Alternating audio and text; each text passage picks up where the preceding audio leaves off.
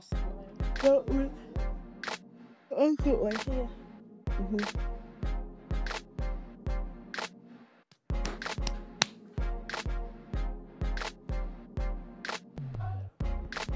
Can you not put your phones on silent? Yeah? Yeah? Put it on silent? It is. You have my phone?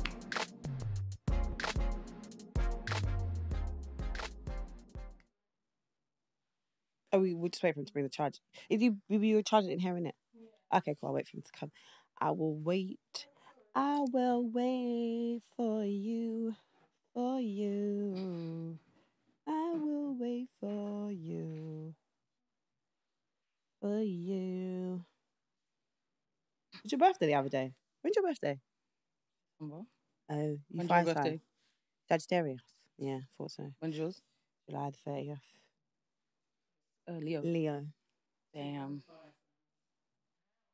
Leo women though are different. How? How so?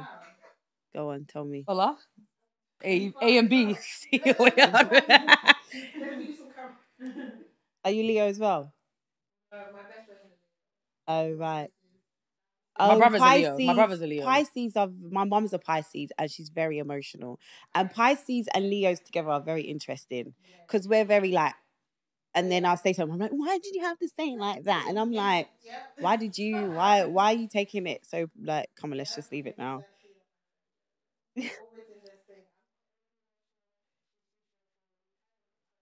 Yeah, it does. I hear it. I'm trying to get better at it. And not. I think Leo girls are sneaky. Never. The ones I know, they're sneaky. Never. Is it? Leo girls are sneaky. Nah, I've never heard of this in my life. We're direct. Let me tell you why. Go on. I had a friend, yeah? Why did I see her making bacon in my house? I don't even know how she got in my house. She's just seeing my brother, bro. She's like, do you want bacon? I said, bro, what are you doing in my house? Yes, out of nowhere. So wait, is she sneaky because she was making the bacon or sneaky because she's snacking the house? Because I feel like you got more beef with the bacon than the brother than her. No, she's in my house. Imagine bacon. Your friend is like, what are you doing in my house? Oh, yeah. Oh, she's your friend. Yes. Oh, I thought you meant a random No, she's my friend. And I just see her in my house like it's normal. Like, I invited you. I didn't invite you. She just was seeing my brother. She was in my kitchen. But she's done mad sneaky stuff. Oh, yeah. No, that's... But like, that's one Leo, but someone told me that's what Leos are like. I don't know any other Leo girls. But that's what someone did say. That's the reference. No, I don't think we're... You know you're sneaky. Wait, did you tell... I'm not sneaky. I tell people how it is.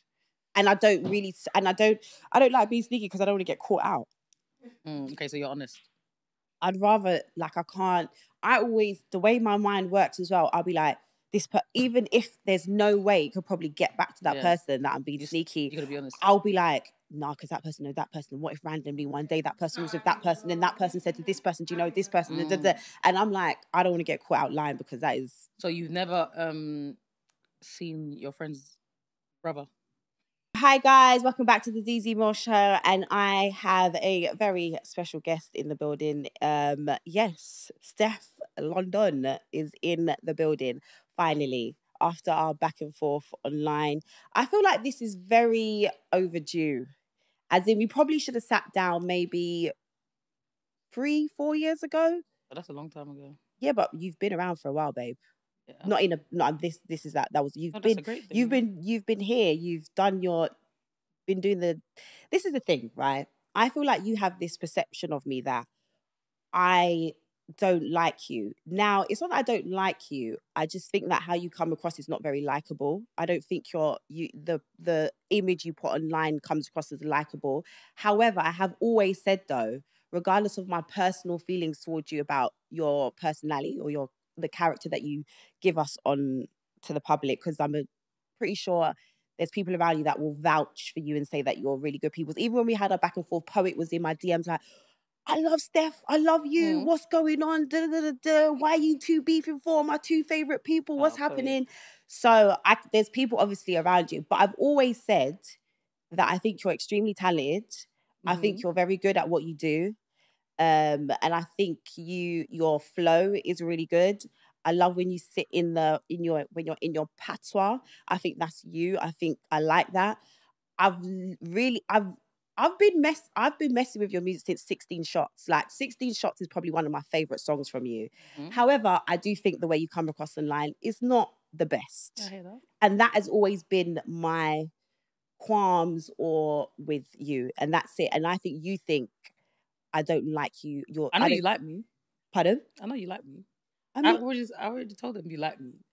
Because you can't like someone that you can't, like, when people say, oh, I don't like this person, it's like you cannot not like someone that hasn't really done nothing to you.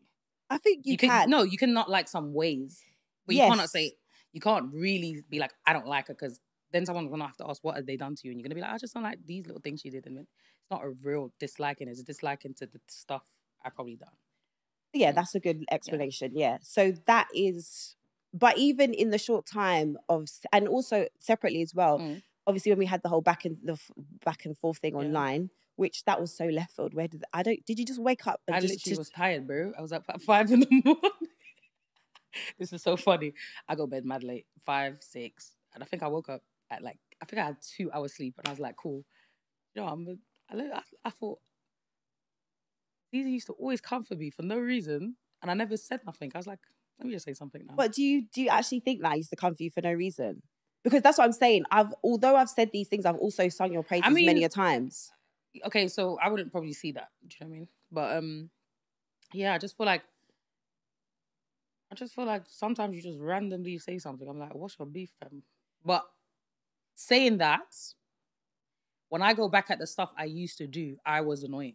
Right, okay. Like there's when when you go to Snapchat old stuff and you're like, why are you doing that? Right. So I could understand why certain people be like, I don't really like Steff, is weird, because when I look at some videos, I'm like, what the hell am I doing or saying that or all of that? So I get it to a certain extent. So when all that happened, I was very annoyed. I was in my, I woke up that morning, my blood was boiling. I saw just bare things happening. And I haven't been on Twitter for a while, by the way, because I don't like that place anymore. Yeah. So I had to see it on the Shade Borough and all these type of things. And I was very annoyed, especially because prior to that, you had made me wait 2 hours. And then I thought, instead of my girl to just slide in DMs and be like, yo, sorry about, not like. They told me to DM you, but I was like, no. So then you decided to go on Twitter and at me and call me the final boss, which I think you're the final boss, though, isn't it? Well, at the end of the day, I didn't say nothing too mad. I said, final boss, you're always talking, say something, give me some constructive criticism on something I care about. Do you know what I'm saying? That's what that tweet was about. It was like, you're always saying, I don't like Steff, but I don't care about all that stuff. Let's have a conversation about what I actually care about and criticize that. That's what I was trying to say.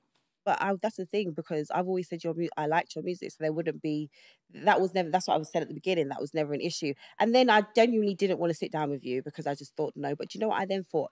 When I first started the Zeze Millz show, my thing was always about, even if I don't necessarily see eye to eye with somebody, I feel like we should be able to sit down and have a conversation about our differences or about things that we don't necessarily agree with. But yeah, cool. We're sitting here now.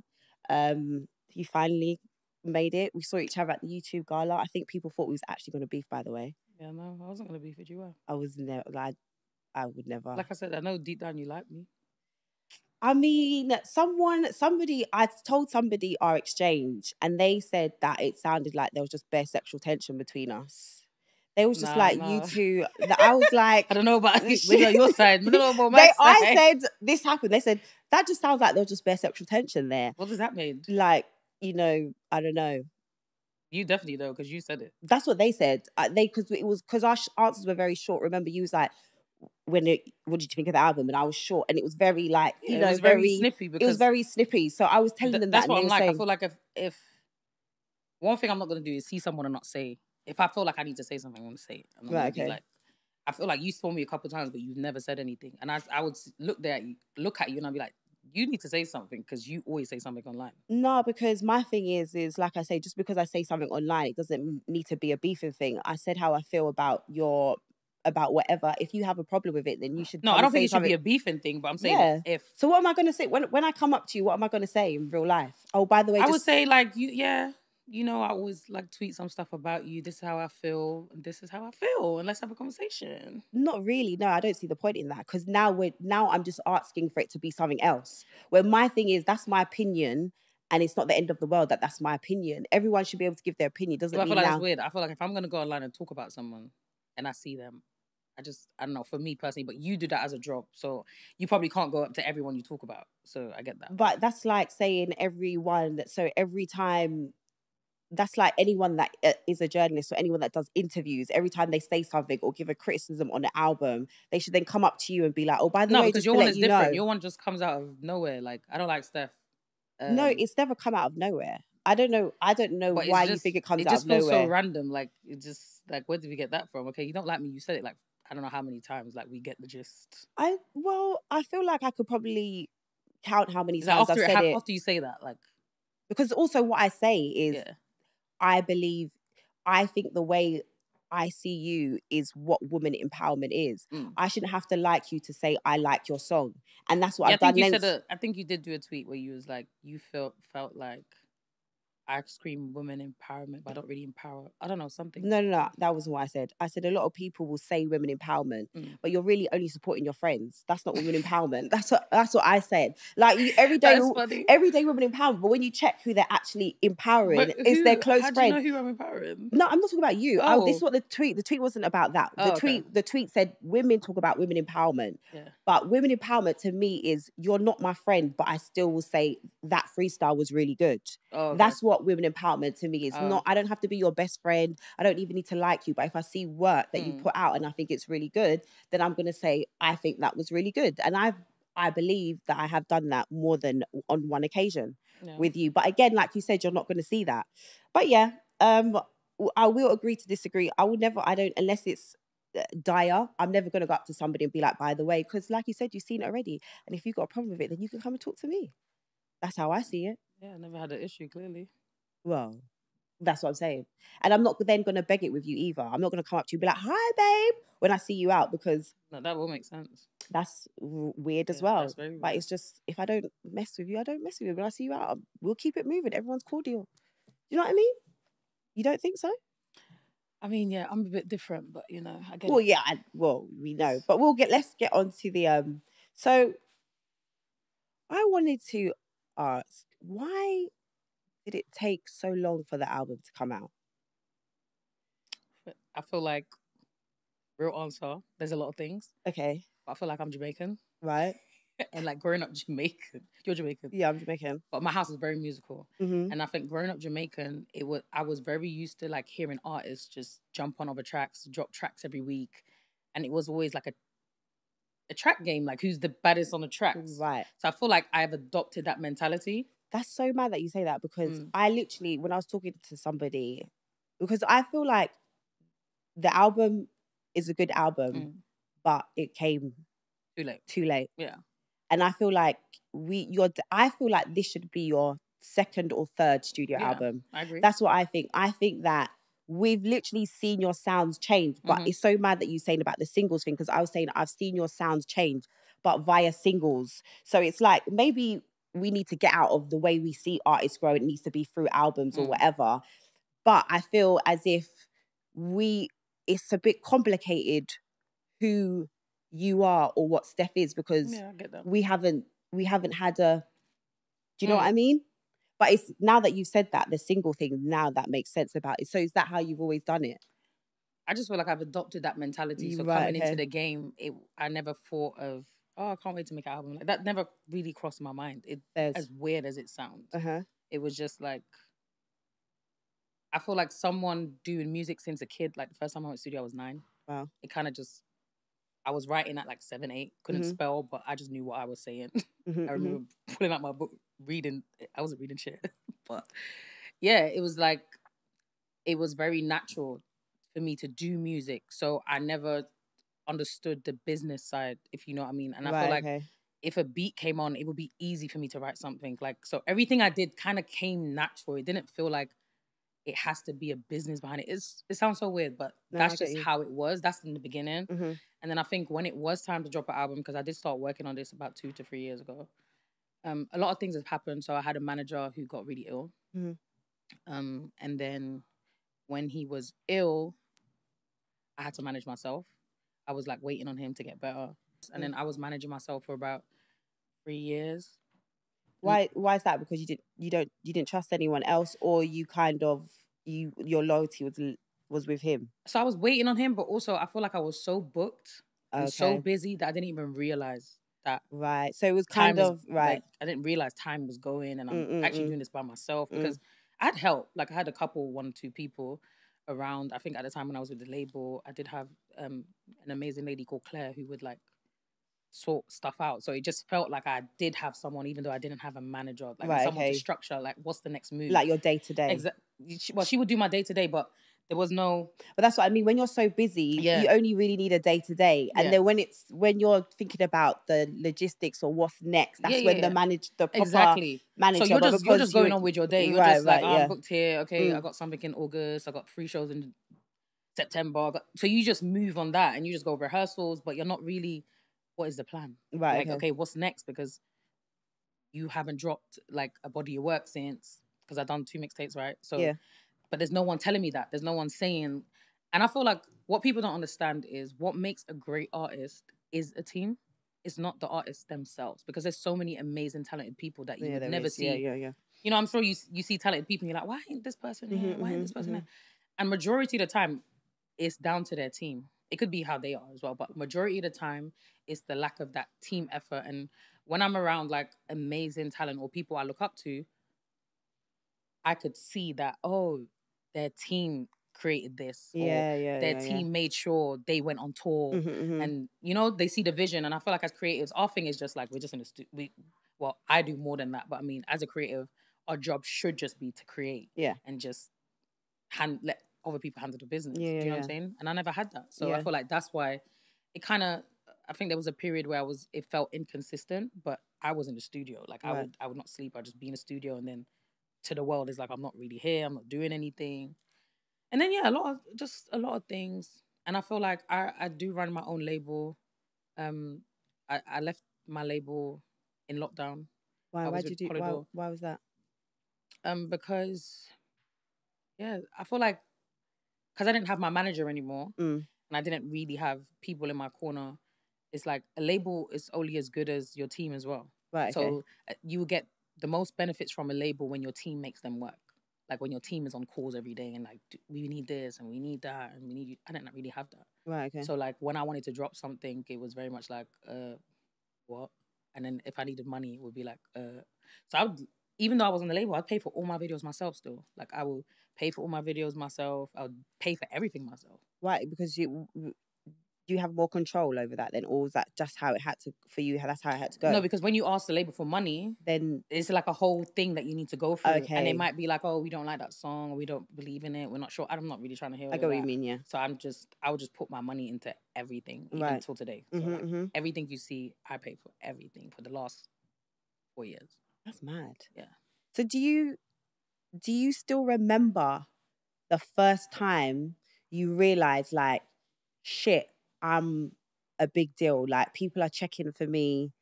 This is because because when I did my research and whatnot, they often reference Hurting Me as like the song that catapulted you out there. But like I said, I remember like 16 Shots and all these stuff. So what was the first thing what made you, when you was like, rah, shit is popping off for me now? I feel like it kind of was Hurting Me, because I feel like when I did, even though 16 Shots came before, and 16 Shots qua numbers is my biggest song, it's not Hurting Me. It's actually 16 Shots. People don't know that. Really? Yeah. Swear. It makes me the most money right now. Yeah. See, that's how I now got good taste in music. 16 Shots is one of my favorites. Also, when I originally did 16 Shots and my manager was trying to pitch it to the radio, they just said they're not playing it. Because it was too like... They said it was too vulgar. It was but the beginning bit is colder. No, I can't talk about mine. But so yeah, it never got radio play, but it done amazing, like without the radio. Right. It just done amazing on its own. I feel like a lot of people, dancers especially, I remember getting tagged like 20 times a day in dance videos. That's when I knew that. Oh, because when I used to play that song, I actually never thought that song was like... Really? Yeah, it's weird, but I never thought it was like the latest song. I just remember playing it to my friends, and as soon as it dropped, no, wheel it up. And I used to think, what? I thought they were gassing. No, it is a cold song. Yeah, and they loved it. It's and so then, cold. my manager, Yeah, he was like, we need to shoot the video. So we went to Jamaica, shot it. I brought a bunch of girls. Oh, yeah, I remember. Yeah. That was a really good. That was a good video. Yeah. See, I do know about. I know you. This is what I'm saying. But also, I think we're similar because you're probably missed. What's the word I'm looking for? People don't understand you, or you're misjudged. Yeah, people don't understand me. I feel like because I don't say much, and when I do, it might be the wrong thing. But so you've over the time you have said a few wrong things. Yeah. And how do you feel like you've ever recouped from that? Because I do feel like, especially amongst the black the black ladies, the black women, and the whole, I don't know if we've ever, the colorism thing, I don't know if it's ever, have you ever addressed it properly? I have. I did an interview with Julie Adenuga one time. Right, okay. And I did address it, but I don't feel like it travelled. I feel right, okay. You know how the blogs are. Right, right. They don't, they post what they want. Right, okay. You know what I mean?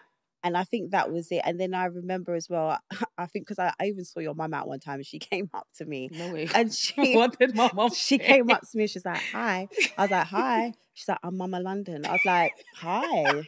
No way, my mum didn't tell me this. But you was there. We was at Stalk. This was years ago. And again, probably the time when you said like we saw each other, didn't say hello to each other. But we was there, and I think it was after, I don't know, I probably did a video about it. But what I was gonna say to you, because I think there was a video one time about 9 to 5s and all these things. Do you feel like you can elaborate on that actually? When you were saying about you didn't, what was it? So okay, I'm gonna break down what the problem was there. Because did you go KFC or something? No. Okay. So I was coming out my studio. I used to have a studio on Tottenham Court Road. Right. And right next to it was Planet Organic. So I was leaving at 5, 6 in the morning. Right. And people were in there setting up. So I'm like, bro, if you're setting up at 5, 6, that means you have to get up at like 3 in the morning and come here. Right. And basically work for chump change. So that's how I worded it. But yeah. Yes, now I remember. Yeah, but yeah. I wasn't mad at the workers. I'm mad at the employers employing these people, giving them chump change. I'm like, right, okay. This person has to get up at 3 in the morning to be here. Right. Like basically, and you're giving them chump change. So that's what the story was. Okay. And I explained it on my story after, because before any blog caught wind, some of my followers started messaging me like, what do you mean it's chump change? I was like, nah, I'm talking about why are they getting chump change for such a big job. I feel like they deserve more money. Yeah. So that's what I was saying. So then I explained it. In another story. But then obviously Shea Bora just took and then it was like, you're cussing people chump change. And then I didn't feel like to defend myself, because I just felt like that's not what I said. And if you go to my story, I've explained it. And you just choose not to. So I just never felt like to defend, which probably is wrong. Mm-hmm. I feel like now looking back, I probably should have explained and said, that's not what I meant. Are you quite hard-headed? I'm definitely hard-headed, yeah. Like, is it hard for your team to tell you what to do? As they sit in the room. They think so. Is that because because what I was going to say to you, do you feel like you made a lot of those mistakes in the beginning because you was kind of just thrust into the limelight, and your environment where you came from, like growing up in Hackney, and certain things are, do you think that like how you are maybe at home, you didn't realize that's okay, you might not come across that great to somebody outside? I definitely feel like, first of all, my mom and dad got 7 kids together. Wow. So we're in a house with 7 kids, and majority of the time of our life, it was like a 2-bedroom house. Right, you know okay. What I mean? Sometimes a 1-bedroom would be, or just a front room and a room. Wow. So that's how I grew up. So you can imagine growing up with 7 kids. What are the kids are gonna say? What are we gonna say to each other? Like, we're gonna be cussing each other. Right. We're just gonna be saying anything.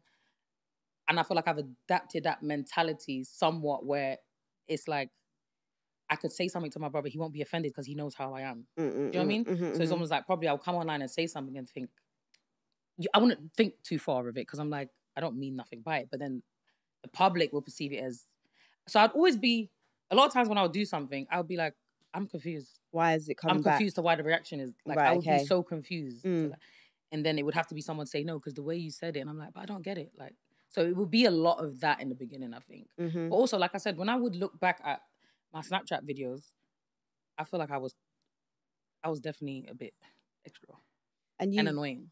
So I guess you've had to grow in front of everyone as well. Yeah. And make your mistakes in front of everyone. Right. Do you feel like you've been given grace? Like, do you feel like you Not get really. grace? I don't think so. I feel like, I don't feel like it's no one's fault. Right. I feel like if you don't tell your story, someone else will. Mm-hmm. You know what I mean? If you don't show like the size that you want people to see, they're just going to assume, or they're going to go by what you give them. And the little things that I have given, it's obviously just not tasteful, isn't it? It's like things that people don't really like. So do you want to show like a softer side to you? I feel like I'm ready now, and I feel like I'm way more mature. Mm-hmm. And I'm just way more mature. I feel like I've experienced so much in life that, yeah, I feel like it's time. Because online you do come across as quite well, but also again, I think both of us, we get snippets of each other because we both don't follow each other. So obviously if I followed you and I'd watch your day to day, I'd probably be like, oh, and I will only see this. Yeah. But how you come across online is quite and I guess people say the same as me, like hard. And like I'm very hard, I think. Yeah, but then also in the spaces that you've been here, you seem quite playful, you know. Yeah. Like, my team says that I'm very funny. Yeah, like, you're very you've been playful with your team, and you're, do you know what I mean? Even when Steff came and she went, your hair looks nice today. And it was obviously it was a little cheeky thing. But even that, when you did it, I could tell like you're just cheeky. Like you're gonna be cheeky. So why the hardness? Is it because of your life, or is it protection, or I don't know. You know what I feel like? Because in relationships, my guys have always said, you're like a boy. I can imagine. So I feel like I was meant to be a boy. That's number one. I always say I feel like I was just meant to be a boy. But I also feel like I've taken on so much responsibility that I feel like when I maneuver with a lot of weight. Because you're the oldest, right? No, I'm the middle child. Oh, but everyone thinks that. Right. There's like 7. I'm literally in the middle, but I'm so responsible for my whole family, and I also got a son. Yeah, right. So I'm so responsible. I feel like I don't, even though I am very playful, but sometimes I'm very serious, and the seriousness comes from having that weight. Right. Do you know what I mean? So I feel like it's hard to just, for example, there's probably times when I should come online and explain something, and I just don't feel like I have to, because it's like I'm doing a million things. I don't have time. Like you misunderstood that, and I'll just leave it there. And I feel like it's wrong. I feel like it was wrong. But I also feel like at the time, if I had to explain, I probably wouldn't explain it right. And I feel like I would come across very, like even with the dark skin comment, I feel like when I tried to defend myself, it came across like you're defending yourself and you're deflecting and you're this. And it was because I was getting attacked. You can't win.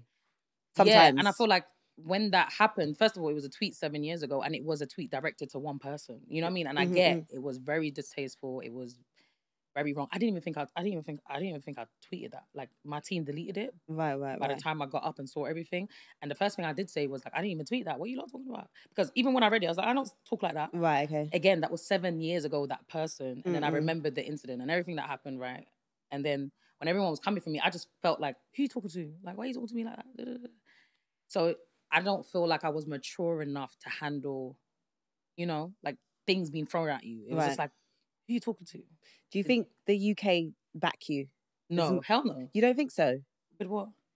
Because I do feel like you have a solid following. As in, mate, when I went on Twitter after you said about my hair, the girls were in my comments, mate. Well, look at the hair. You better make sure we don't catch you out. I was like, whoa, like, jeez, Louise. I was like, and I was thinking, it was giving like army type of vibe. No, I do have. Come on, I have fans that have dons that ride for me. Appreciate you, girl. But you don't need to be coming for Zeze. That was just stupid. But yeah, no, I don't feel like the UK backed me. You could tell from like a lot of things that happen. But I'm so used to. I think I said this the other day. I'm so used to seeing negative about me that if I saw something positive, it'd probably make me emotional. If I went on a blog and I saw everyone being nice. First of all, people are nice to me on any other blog apart from the UK blogs, right? But like, if I saw a whole comment section of niceness, I'll be shocked. Like, you know what I'm saying? I'm so That's used a bit like to, me. Yeah, I'm so used to seeing. I'm like, whoa, what's happening here? And I'm like, and a lot of times when they say they don't like me, I'm like, you don't really know me. So it doesn't cut deep, because it's like, if you knew me, you wouldn't be saying that. But then I guess that's what I was saying earlier about what you put out. Yeah. And then how you come across. But then also I think it's, but I think the interviews that I've seen of you recently, it's like you're trying to show a more vulnerable side or open up a little bit more. But do you feel as if people might think it's a little bit too late? Nothing is too late. Okay. So like when it comes to like this person don't like you. I'm just like very, I don't really care. Do you know what I mean? But that can also be the problem, that I don't care. And why do you think you don't care? Just because you're secure within yourself, or because you've got you know what you want to do, or the people around you? Because this is another thing. I don't really see you move with like any ladies from the industry, if that makes sense. And again, pointing out all our similarities, I'm a little bit the same. Like, I roll with my cousin. And my friends that I've known from way back since I've been working in Marks and Spencer, and I've got a few new friends that I've met along the way that I trust. But I do find it very weird. Is that the same with you? Yeah, I feel like I've been blessed with a big family, so I feel like I get everything I need from my family. First of all, I live far as well.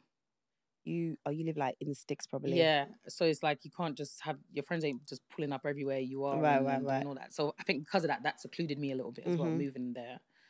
But then also, I feel like when I came in the game and I had obviously a lot of girls around me, which I still feel like are amazing girls today. But there's some things that happened. It might be small things to someone, but I'm very big on loyalty. Right. Okay. I'm very big on loyalty. I'm very big on, like, I wouldn't do that to you. Why would you do that to me? And I'm very quick to do this. Oh, okay. And some people say that's an issue, but I'm like, no, because like I got stuff to do. Like, that's my motto every day. Like, I've got so much stuff to do. Like, I've got so much bills to pay. I look after so many people. So my head is always very tunnel vision. So when like people do this, I just keep it going. You know what I'm saying? And yeah, it's like, I don't know. I'm cool with a lot of girls. People don't even know. I'm not gonna snap. Like, I don't snap everyone I'm with or everything I'm doing. But yeah, I don't have like a girl posse or something. You just roll with your sister and your cousins. Like, I'm with my best friend more time, and like, yeah, my family, like, just the people that's always around. Really. I hear you. But, well, how's the love life going? It's going good. Is it going good? Yeah. Because she's like the love life. What do you want to say, Zeze? I feel like I've spoken about this enough now. No, you probably have, but then that's what happens when you're doing rollout. I'm like tired, but then they're gonna pull this part, and then it's gonna be like, why is she always talking about this? No. I just I was what is the love life saying? Because there was rumours, we all thought you got back with Burner, but I pretty much knew that was not. I didn't think that was the case. But what's the love life saying? Is it good? How's it going? My love life is great. How's your love life? My love life is fucking struggling. Oh, no. I'll keep it real with you. That's, yours is great, mine is struggling. Oh, no. And maybe most women today is struggling. Yeah, so give us some tips then? I should give you tips. Well, you just said that your love life is, but it like you got you got in cars for birthday gifts, babe. Like, I'm trying to get flowers sent to me, let alone cars. Okay, what tips can I give girls? Go on, tell us how to be soft. Being imperfect myself and just doing what I do. I feel like, okay, this is me, right? Because I've always been a breadwinner and I've always had my own. I've never actually asked a guy for money ever. Right, okay. Yeah, so not saying don't, because you should if you need to. But I'm saying that energy comes across when I'm with them. Okay. It's very much, I don't really need you energy. You know what I mean? And I feel like some guys get very intrigued by, what do you mean you don't need me? See, but I've told the different, because I give off energy of I don't really need you. That's why they're not doing this.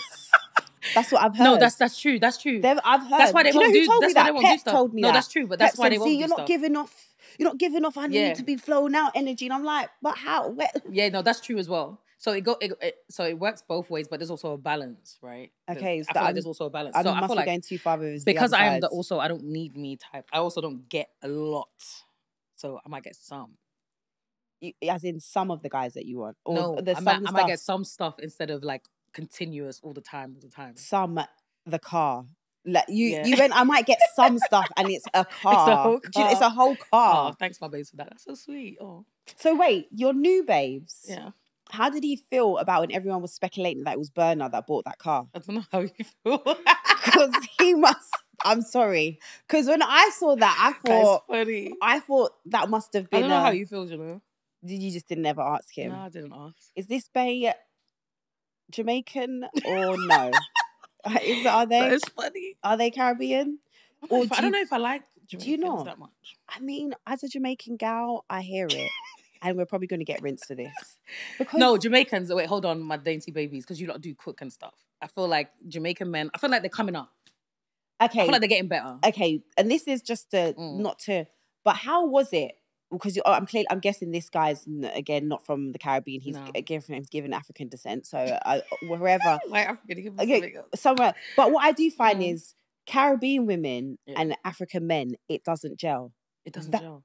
For me, because I feel like, especially Jamaican women, which we are, we see our mums be the head of the home. Our dads are not like, but do you get what I mean? The mum kind of says how it goes. The dad Wait, you talking about Nigeria? I mean, no, in Jamaican households, women are the heads. I would say the women gets to be a bit more. They're not as well. Maybe was your household a little bit different? Babe, my household was totally different. It was really because I First of all, I grew up in a very like my dad was very like crazy. Oh, okay. Like he was as in strict, or you mean he was strict? He was abusive. Oh wow. Like, yeah, my mom was married to him, and she was with him for almost 20-something years, like since she was like 18. So and you obviously would witness that and see that. Yeah, he was bad. Wow. He was terrible. So yeah. And do you still have a relationship with your dad? My dad passed like 3 years ago. Oh, sorry to hear that. Yeah, so sorry. So how? And was you cool with him, or did you like mend that relationship, or was it? Do you know what? I feel like when I was younger and I used to see him do those things to my mom, I used to just always think, hate you. Like always just be like, I don't like you. And he was abusive to us, so he would beat us bad. Wow. Like my brothers used to get mad licks. Like I remember being like, one time he said to my mom, you can't take my daughter to your friend's house. Like I was like 10. Right. And he's like, if you go with your mom to her friend's house, watch what's going to happen. And I'm like, bro, I'm 10. Like, if my mom's going to go, I'm going. Yeah. So we did go one day, and someone snitched. I don't know who, because he wasn't there. And then I was sleeping. I just remember being waking up with licks. It was like, I never forget that, because that was like the worst thing. I just remember being in my sleep and just feeling pain. And he was slapping me with the belt and had blood all on my back. Yes, it was bad. And I was like 10, about 10 years old. And I just remember running behind a curtain, just trying to... And then I never forget that day, because my dad, a lot of times he would hit my mom because my mom would defend us. Right. So he would hit us first, and my mom would be like, don't hit my kids like that. And then he will come and hit us. So like, yeah, my household was definitely not... My mom was not running nothing. Like, we wasn't allowed to ask my mom for nothing. Like, really? If my dad would literally say, ask her for something and see what happens. Like, yeah, if she says yes and I ain't said yes, then... Like, we couldn't even get food. We would have to ask if we was allowed to eat, if we was allowed to drink. So this is probably why you're so tough. I went to boot camp, babe, from a young age. I was like saying, why do you feel like you're so... I've been in boot camp. Because you like the life. Trauma. Oh my gosh. Yeah, like, so yeah, that's how I grew up. It was like really bad. But also like, even your reaction to me, that was just my life. I know, but because even the way you're saying it is so blasé. Like, yeah, because like it's nothing. Even till today, even though like I've experienced that, I don't feel like... It's gonna sound weird, but I don't feel like I carry that a lot. You know what I mean? I mean, other people might say, but I don't personally feel like it. I feel do you do like therapy and any of that stuff? Someone told me today, maybe you need some therapy. No, I think you should, Steff. Look at me now coming, telling her, like, not me going from, now I'm like concerned. No, that's a lot of stuff, you know? Yeah. I feel like more bad for my mom, because she had to. Of course, yeah, but you also you seen that as a young child and like not. We all did. Like, not dealing. Well, yeah, I would say you would want to... Personally, I feel more bad for my mom, because I feel like she went through all of that, and I feel like, how did you deal with... Like, why would you put yourself through that? And a lot of times she's like, I stayed in for the kids, and I'm like, but mom, the environment wasn't great. I used to tell my mom at 10, leave my dad. Like, 11. I remember police will come. And every time I heard sirens, I'm like, before I would even get to my house, because my school used to be across the road from my house. Right. And I remember always leaving school and I would hear sirens, and I used to think, are they going to my house? Like, that would be the first instant, because police will come a lot to my house because of my dad. You know what I'm saying? So, yeah. So then how did you feel when he passed? Do you know what's crazy? Like, 2 weeks before he passed, I was having this conversation with my sister and my cousin, and it was like, oh, how do you feel? It's like, I don't care. Like, he was horrible to my mom. Like, and horrible to us. I was like, I don't give a fuck. When he died, I cried so much. I can imagine. Yeah, I cried. I didn't know. I couldn't believe how much I actually cared for him, because he was actually really horrible. Yeah, but there's probably all different emotions as well in that, like anger, loss, grief. Yeah, it was like it must have been really confusing. Yeah, and then it started making you feel like, what did you go through in life to be like that? Do you know what I mean? You start looking at stuff like that. As you get older, as you become an adult, you start to realize no excuse for any like abusive or anything like that. But like when you look at your mum sometimes, I've seen these videos and they'll be like, she's just a girl. Like your mum's just a girl. Like you look at your mum, you're just like, she's just a girl. Like and my mum was so sweet. My mum used to be so quiet. Like so like I'm like, why? Like you know what I'm saying? She would be the quietest woman. Right. Mom, why don't you just find a nice guy to treat you so nice? So that's one. I feel like from that situation though, I'm very quick to leave a relationship. Oh yeah, I feel like that's imagine. Me. I'm very yeah. Oh, it's not really working. I'm scared. Like I start thinking about the future, and I'm start like, this is not adding up. This not. I need to go. Right. I feel like that's not the best way, but that was my protection. Like I don't want to, because my mom used to do everything for my dad, and I feel like even though she done everything, nothing mattered what she did, and she gave her life to him. So I'm always scared. Like, oh my gosh, imagine just being here for a guy, and what if, like, that. And I feel like because of those fears as well, I've stayed away from men a lot. Like, not, you know what I mean? I've stayed away. Like, I've had few relationships because of that. I know you always do let us know that. Yeah, I know. I feel like it's enough now. I don't feel like it's a badge of honor. I feel like I go on like that at time, but then as time goes on, it's not a badge of honor. Like, no, it doesn't matter. I mean, it doesn't matter. No, it does. No, it really. That's what I'm saying. It actually doesn't. Because even for the guys that be like, oh, no, I need a girl with low body count. You get that girl with low body count. You do the same thing. Like literally, it doesn't matter. I feel like it's just to you. If you're happy with going through life, how you're going through it, it's about you. Do you get easily attached to guys? No, you don't. No, because I thought no, you don't. Because you said you're cautious of like. I'm very cautious. Like before I even get serious with a guy, like he has to like prove himself. How does he prove himself? How does the guy prove himself to Steff? Go and tell me. I feel like, okay, you know how guys are. First of all, most guys that come to you, they just want to fuck. 100%. They're not looking at you like, I'm trying to wife you. Yeah. They're not like us. We look at a guy, we see 5 kids. We romanticize. We see the wedding. Yeah. And the snip. And he's crossing the road with his dog. And we've just imagined a whole life with him. You know what I mean? No, it's true. Everything. I say I've started practicing with my friends. My friends will be like, I'll go on a date with someone and they'll be like, so what do you think you could like be with him? Do you think you could like marry him? And I'm like, babe, I literally say to my friend, what am I basing this off? I went out one time and we've spoken 3 times on the phone. And this is why we get ourselves into it, because we literally build ourselves up. We do that. Yeah.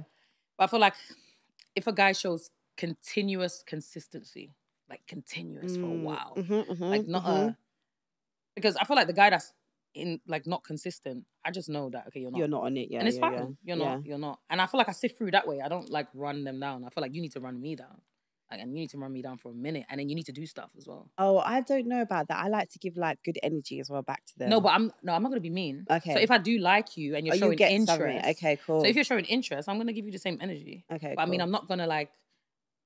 Like if a guy ain't called, like I'm saying new, fresh, not like you're now in a relationship. No, if it's very new and he's not hitting you after weeks, I'm not going to be like, why ain't you called me?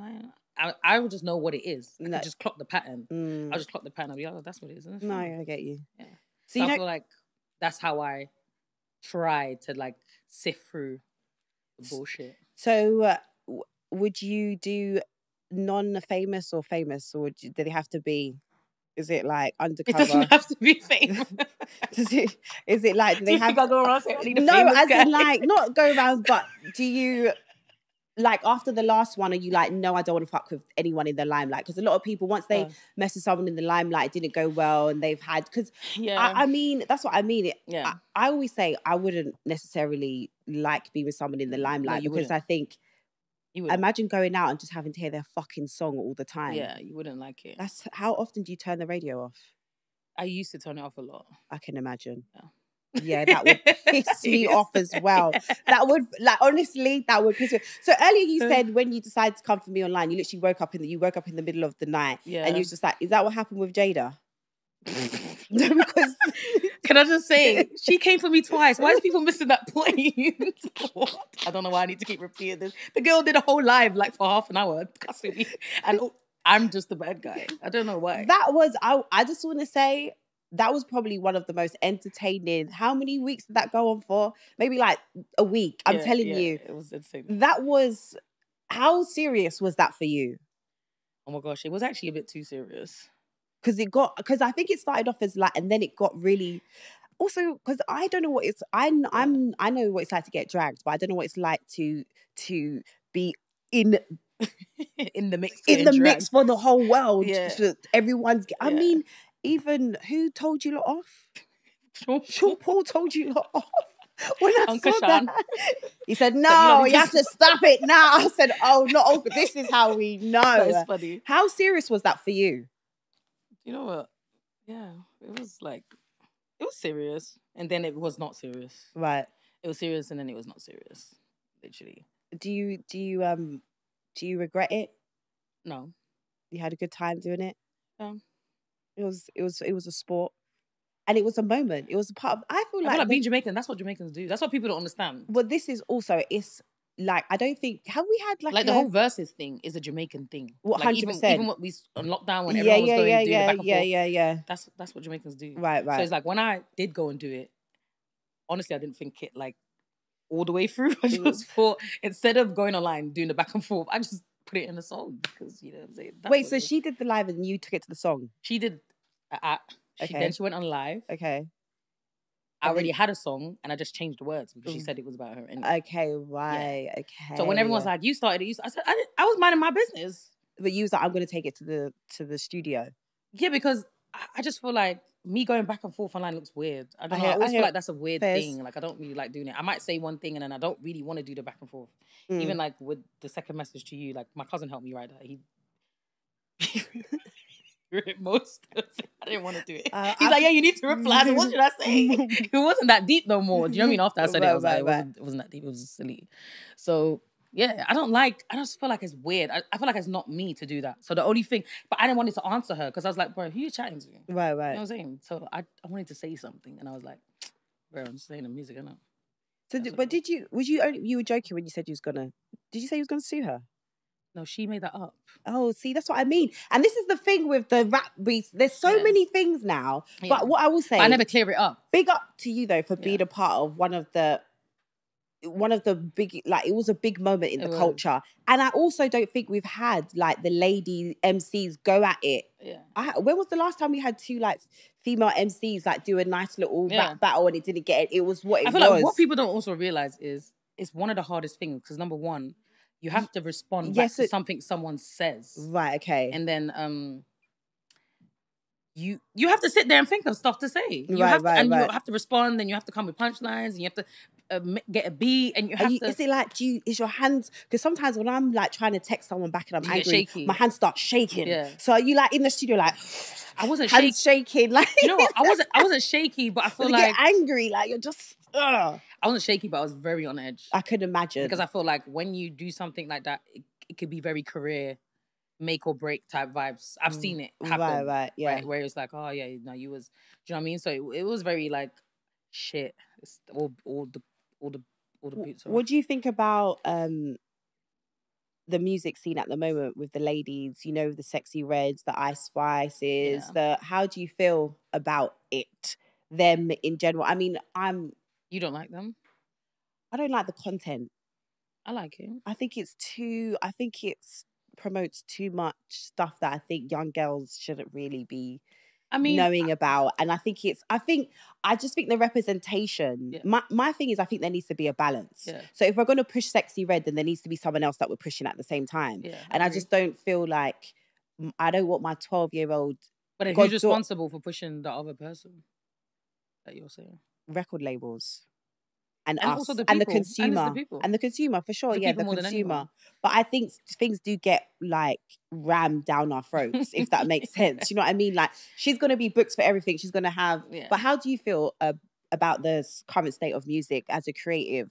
I mean, I think there's pros and cons. So like, when you say Sexy Red, personally, I love Sexy Red. Like, I feel like I get what you're saying. Right. But then again, it's like, we don't live in a cookie cutter world where everything is perfect and everything is amazing. And I feel like as the world goes, it goes through changes where it's like it gets like this and then people get tired and then they're looking for real music again. And it's the time for, lyrical, like real rappers again coming back. I feel like it's just a cycle. Yeah. And I feel like it happens all the time. I feel like if you go back in a day, I'm sure there was someone like a Sexy Red. You know what I mean? What Foxy Brown and all them lot were like. I was just a Foxy Brown the other day, and she was literally talking about, listen, when you fuck me, make sure you leave that. Leave. I've ordered you a cab. Get out of my house. Exactly. We ain't doing this. It's same with Lil Kim. I'm watching cartoon while you eat him out. You know what I'm saying? But they had lyrical content. This is what I'm saying. So the difference was that's what I mean. I feel like in terms of lyrics, yes, the standard have dropped. Like, I feel like because young kids are now the main consumers. Right, and when you have kids that are the consumers, anything goes, because for a child, you don't really need much to impress them. They just need to be entertained. So whether it's that lyrical, like, they ain't really trying to hear too much lyrics. How does that work for you, though? Because I would say you're very lyrical. So have you found it difficult making music? I feel like there was a time ago, like maybe a couple of years ago, three years ago, where I did feel like, bruh, you lot think that's hot? Like, you lot like that? I'm confused. Because now I'm just like, okay. I think, in general, any rapper that really goes hard and pushes their pen is because they have competition. Right, okay. And they've been inspired by someone who's really great. And that's what makes you, as a rapper, go in the booth and be like, nah, my verse is shit. Right, because you just heard a new verse from someone who's just spitting flames and you're like, bro. I get you. I can't.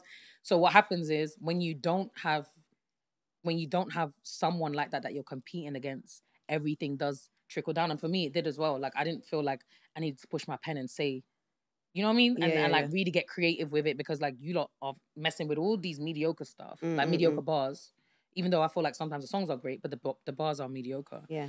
I feel like you lot are messing with that. It didn't make me feel like I needed to push my pen. And also, I don't really see no one in my perimeter that makes me feel like I need to come hard. And I do miss that. I do miss seeing people, because that's what makes you great. That's what makes you sharpen your pen and makes you go back to the drawing board and be like, actually, I'm not that great. I need to work on my shit. And if you can't see no one in that reflection but yourself, you're only going to hold yourself to your standard. And I feel like that's not good enough. You need competition. 100%. You need competition, and you need people to be pushing the envelope and pushing those barriers. That's going to make you do the same thing and follow through. So what happened with quality control? So quality control, people think they used to manage me, but they didn't. So okay. My manager was good friends with Coach. I was signed at Universal, but I had a Universal deal, meaning I'm allowed to also be signed in America. I'm allowed to have a sister company. Like, I'm allowed to go there and also get a record label deal. And it would go through the same channels. So I picked to be with Quality Control because, my manager and Coach were friends. But they never managed me. So it was like a label situation. And that's all it really was. Okay, right. Do you still hope, or do you still want to break America more? I feel like I want to break the world more in general. Is it still like goals for artists to do America? Or is it now because America's come over here so much and there's such a mix of everything happening, it's not really a thing anymore?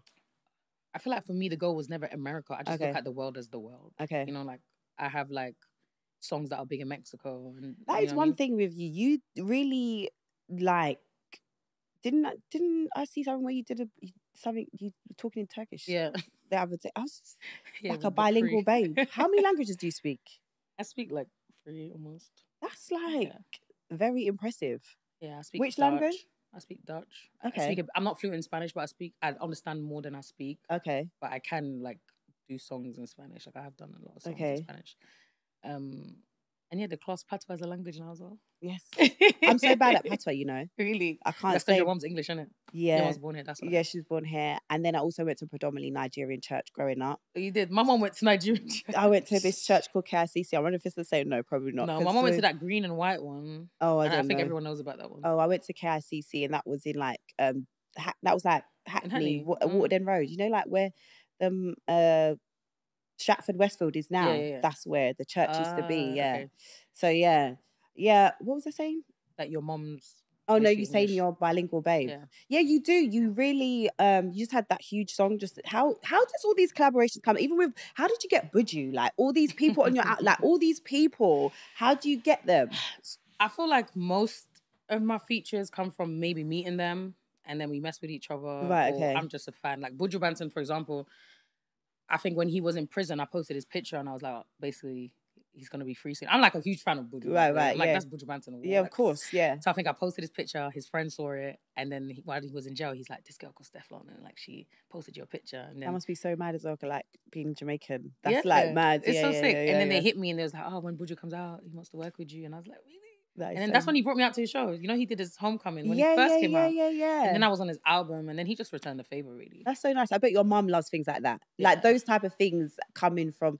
There's certain things that happen, and it's like a flex if I tell my mum, like, if I when I got invited to Wimbledon, because she used to take me when I was younger, so I'd be like, "Mum, let's go Wimbledon." It's like a little, but those type of things, you know what I mean? Or when I interviewed Beanie Man, it was like a thing for her because she's Jamaican. It's like, so that and these are the people we grew up listening to. So in as the house, kid, you're like, literally pumping that in the house. Yeah. That is mad. I feel the same about Sean Paul. Like, I don't feel like he get enough credit. Like working with Sean Paul, obviously we did Bosie. Yeah. I did Shot and Wine with him, and then I think I did another song on his album. And he didn't Hurt Me remix. I did a Jamaican remix at the time. Yes, sir. But what people don't know is growing up in Holland, I grew up in Rotterdam, and I think I've made this statement before, and people are like, no. But yes, when I was growing up in Rotterdam, people didn't know what Jamaica was. Right, what Jamaicans is. But my reference was Sean Paul or Bob Marley. So they were the two people that would save me and let people know this is where I'm from. Right, okay. So yeah, big up Sean Paul, because he really made people respect where I'm from. Right. So yeah. Having features with Sean Paul. And even though I always see him, I'm like really cool, but he doesn't know. Like deep down, I'm like, bro, you're Sean Paul, bro. Like I used to listen to you. Like you're that guy. Like, are you crazy? Yeah, man. It's a blessing. And that's how I go through life, right? So that even if it looks or it appears online or whatever everyone's saying, I'm like, do you know what I'm doing? Right. Yeah, face. I feel like I live in this space of gratitude a lot. And I feel like that's why I probably just leave bullshit. And I'm like... See, that's so interesting, because I don't know if that how it comes across, because like you're saying, like people not thinking... Because sometimes and that's why I always like to sit down with people, because you do have a perception of someone from what you get on or off online, and it doesn't come across like that. Sometimes it can come across quite arrogant, I think.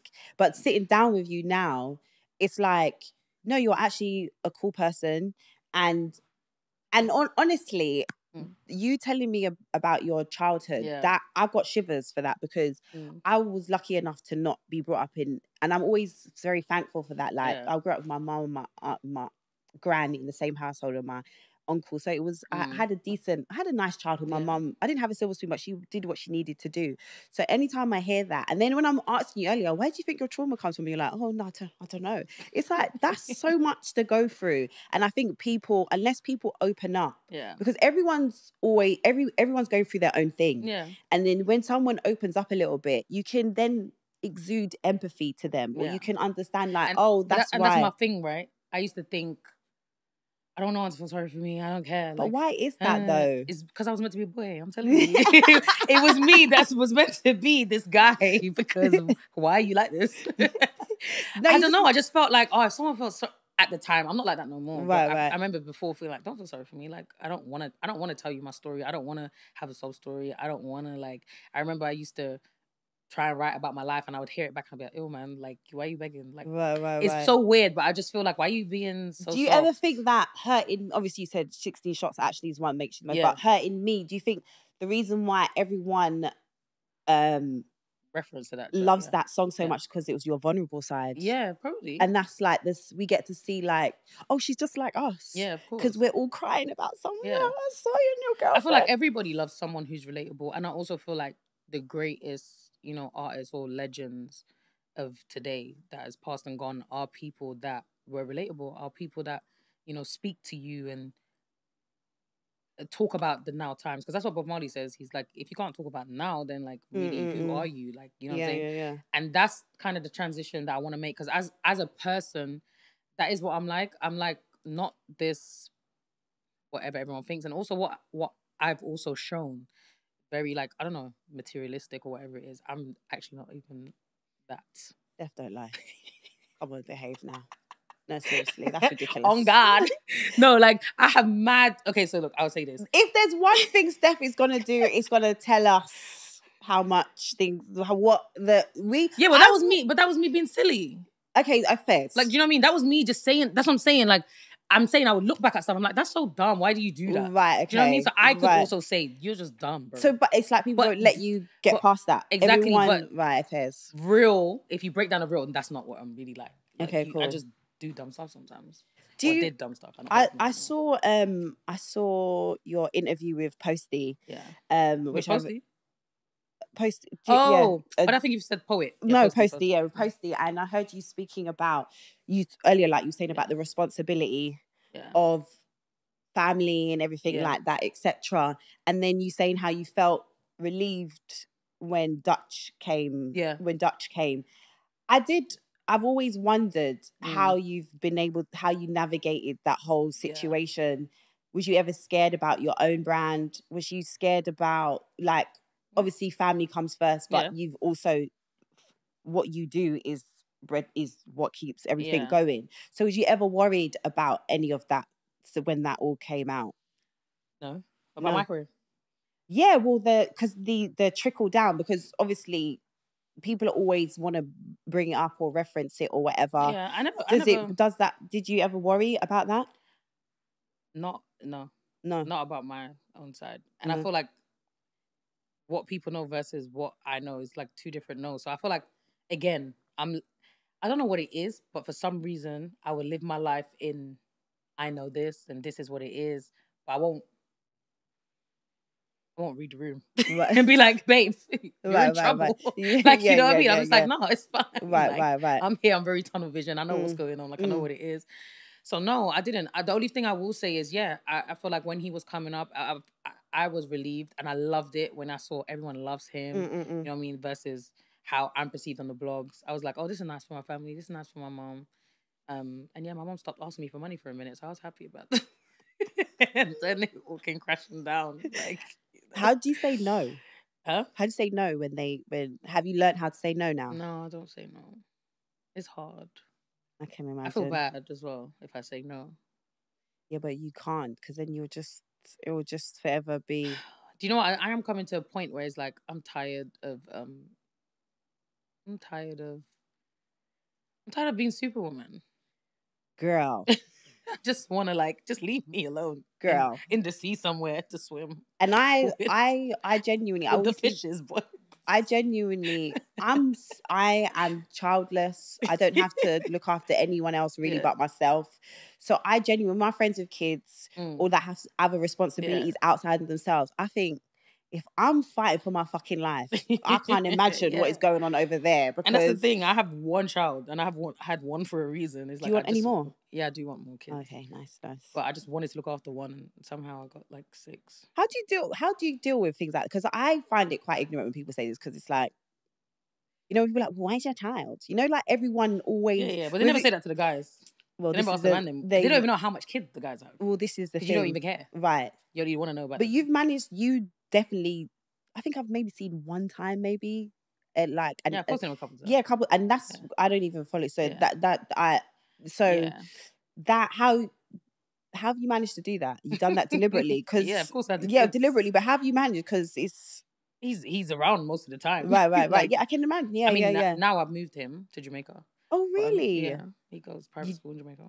No, do you think that's best? He loves it. Listen, I'm not gonna lie to you. As I said, I ain't got no kids yet, but that is one of the things that puts me off having kids in this current climate. Yeah. Like, I don't even know. Yeah, it's tough, but I will say that it starts off at home, even though your kid probably spends more time outside sometimes. Mm-hmm.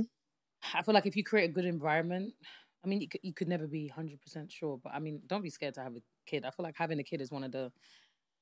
Well, that's what we're here to do. I don't know if I want them. I mean, you don't have to have one, but I feel like don't be scared. Don't not do it because you're in fear. I know, but the world is a very scary place now. Baby, the world's been scary. This is very, very If you know history, it's been worse. We were slaves. They would take your kids. How about that? That's very true. You know what I'm saying? Yeah, it's actually not that bad. It's not the best place, but it's also not been the worst. That's true. And definitely don't live in fear. So when you're looking to have another child?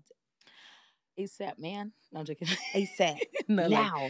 Expeditiously. Right now. Right this second. Get me pregnant. No, I don't know. Maybe in a year or two. Oh, really? That quickly? Yeah. Oh, so it's real love. Real love. I'm searching For a real love. I feel it's you know the ladies that say they don't have that they only have a few boyfriends. They are always the ones that always have own relationships. I'm always in every fucking situationship every other month, another new fucking situationship. So you don't want to be in a situationship, right? No. So why do you always end up in one? Because you do the whole thing of like, okay, yeah, let's see how this goes, and then it doesn't go. See? I know. Silence. That's all we need. How many seeing? Are you gonna keep trying to see?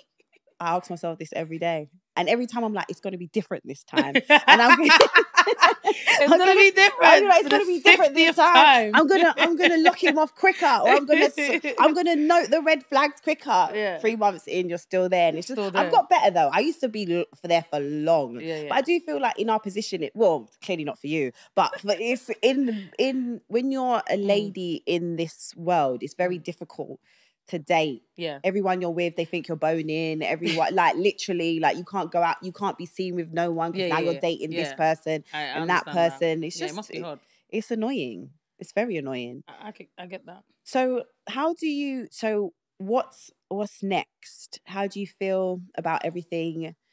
How do you feel about the album? I feel like there's a lot of work to do now that I dropped the album. Right. I just opened the can of worms. I'm like, blood.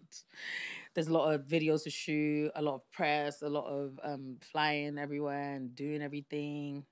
But again, I live in the gratitude. Right. Where I'm even able to express myself. I'm able to do something I love. I have the opportunity. I feel like that's the greatest. I feel like that's the greatest line. Like, you've been given the opportunity. Okay, cool. And I feel like you can take that and you can do what you want with it. As much as there's obviously going to be obstacles along the way, but I mean, as long as you have the opportunity. Could you imagine there's people that live in places where they can't do anything they want to do? That's true. That's very true. Like, can't do nothing. They can't get up today and say, I want to have my own podcast. I want to, speak to, I don't know, celebrities, or I just want to go outside. And for a walk. Like, no, honestly, some people can't do that. No, like, it's really, really bad. So it's like, I just live in the gratitude, like, I think, form of my life, where it's like, I feel like life is about feeling at peace and like being happy. And you know what I'm saying? I hear you. I feel like we're always going to want, as humans, we just been programmed to be like, oh, there's more and you need this and you need that and you need that. Sometimes I have to stop myself. And yes, I do want all these amazing things and all these great things, but can you just acknowledge that your life is also really great? Right. You know what I'm saying? Even if you didn't, achieve that specific thing that you wanted right now or whatever, you have achieved a lot. Yeah. And I came here with, I will never say nothing. I came with little compared to what I am now, and compared to what my mom went through, for example. And I don't have to go through that. You know what I mean? And I don't, you know what I'm saying? Like, I'm not in that type of position. And like, I grew up, my mom used to work, but there'd also be a lot of times where she's asking people for money. I don't have to do that. Yeah. You know what I'm saying? So a lot of times I look at stuff like, I'm not going to the cash point praying, you know what I mean? Is there some money in there? I remember walking to the cash point with my mom at like 7, 8 years old in the cold. Like, just please let there be money, because my mom would never know when she's getting paid. I don't know what's wrong with this lady. Why do you not know what date you're getting your money? We're just always walking to the cash point in the middle of the night. After 12. She never knows. At least you can laugh now. Yeah, so I remember the times, when it was really hard, like, for us. Like, and like I said, I would never say I came from nothing. It just came from little. Right. You know what I mean? But I remember those days. And I always thank God that, God has blessed my family with someone like me to help look after, the family. And my mom doesn't have to be going to the cash point wondering if there's money to buy food. So this, like, so you're really grateful and you're happy for everything. Yeah. And this is not this. I don't want anyone to think this is shade or anything like that. So then, do you feel disheartened then, like, when you see the first week sales come out, or do you just see it as like, I keep going, I'm going to keep pushing? To be honest, I feel like I knew it wasn't going to be great because number one, I don't have a big UK fan base. Right, okay. Most of my listeners are from everywhere else in the world but UK. Okay, you know what I'm saying? So like, most of my songs, they do good here, but I don't have a solid fan base here. And I already knew that. So when they count in your CDs, it's only what the UK bought. It's not what America bought. It's not what Holland bought. It's just the UK. Fairs. So yeah, I didn't know it was gonna be like. I kind of knew it was gonna be like that. The only thing I feel like is I didn't know how much work after the album comes. Right. Okay. And I feel like I was a little bit not prepared. Okay. Enough. Like you thought once, because I guess how you see. Well, I rate that you're doing. Rollout still, because I think what happens is first week everyone goes da, da, da, da, da, and then after that I didn't know that people do that, but people kept saying that to me, like, oh, make sure after the first week you do more. And I'm like, I have to. Do you know how much money I put into this? You know, like my time, and you're honestly, like, my wait, you sleepless gotta nights, go more. And not even just me. I've had so many days that I've spent in Miami and LA working on the album and songs, and so many great artists that was a part of a lot of things for free. They came for, like I always say, you can't pay someone to care. People need to understand that when you have people around that genuinely care and just want to make something great, it's not always about the money. Even if they are getting paid, you still can't pay someone to care. You can't pay someone to sit up at 5 a.m. No, it's true. And like think of, you know, a lyric or I don't know, an idea. That's something that they're passionate about and they love. So I remember like sleeping on the couch with all these guys and all these amazing people making the album. Like I would never just have the first week, and I would also never be disencouraged, right? Because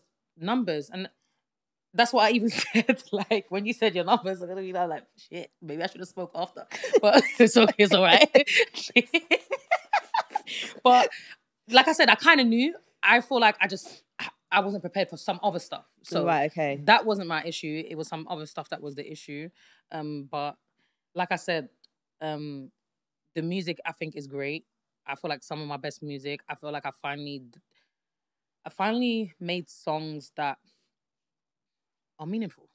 Like, you know, Protect Me, Them Evil, speaking about betrayal. Oh my gosh, We Build with a Choir. I do like Money Grip though. You like Money? So you want to twerk? You want to twerk? Yes, you want to twerk. Okay, it's more situationships. You're not serious. You're there talking about the meaningful stuff like Money Grip. Yeah, that's the one I like.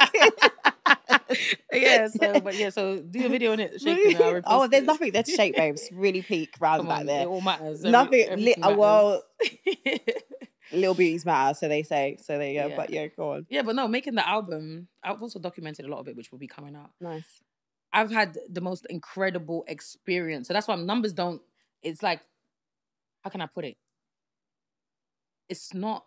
When you're a creator and you're creative and you put so much work into something, numbers ain't where you draw the line. You know what I mean? As much as of course we want that. Of course we want accolades. Of course we want to be the best. Of course we want to be number one. But you have to train yourself. And I've always trained myself from young. Like I said, I love Bob Marley. Like I love his messaging. I love the stuff he talks about. And one thing he'd always say is if you're chasing numbers, like numbers never end. So wait, what are you doing? That's so true. And I feel like that's why music is where it is, because we were chasing numbers. Yeah. And you chasing numbers mean you're chasing a hype. You're chasing what do you call it? You're chasing a viral moment, and because of that, you lack creativity. You lack substance, and you're just doing it because you want to chase numbers. And that's why when you're asking why is music at this state, that's the reason. Yeah. And when I think Bob Marley also said this. He said, when you're in a room making music and you think of money, like all creativity leaves the room. Yeah, because you're not being honest to yourself. You're not really speaking from the heart, because you're thinking, I need to say this because this is what people like to hear. Or I need to say this because, you know what I'm saying? So I tried my best when I was in the studio to say, this is not about numbers. Of course, we want the greatest numbers. Yeah. I just want to make the best music I can make. Right. I feel like I want to dive deeper. I want to say some shit. I don't want to always be Money Grip. You know what I mean? I want to do songs like We Build, where I speak about, you know what I mean, like the stuff that we as people have been through, and how do we build as a community, you know what I mean, and stuff like that. How do we build?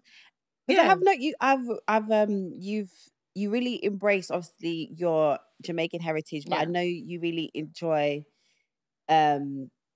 you really embrace Nigerian culture. And I know they always try to come for you though in the comments. They always try to say, why are you begging it for? I don't mind. But I just think I love integrate. I think it's so good. They don't tell the guys why they're biggie when they're doing Jamaican, when they're not Jamaican. Of course. They don't ever say to none of these boys that are not Jamaican, most of these artists. Yeah. And they're doing patois. Ain't nobody saying why you begging it. Because they're more cocky. They don't like the man them. Yeah. They only got a problem with the yellow. But it's all right. I don't take nothing. I don't take no offense. But you like to blend cultures, different cultures. Again, what people don't realize is I go back to growing up in Holland, right? Growing up in Holland, it's such a diverse country that even being in primary school, they embrace different cultures. So, for example, we would have a Moroccan day. We would have a Turkish celebration. We would have an Indian celebration. So the schools used to they used to heavily advocate for people's cultures. So, like, if you had a special day in Morocco, you can bring Moroccan food to the school and then we would learn about that. That's nice, Yeah, and then we would be very integrated. Like, so I would have Afghanistan friends. So I would know certain words. They'd be like, Mojane, when they're calling their mom.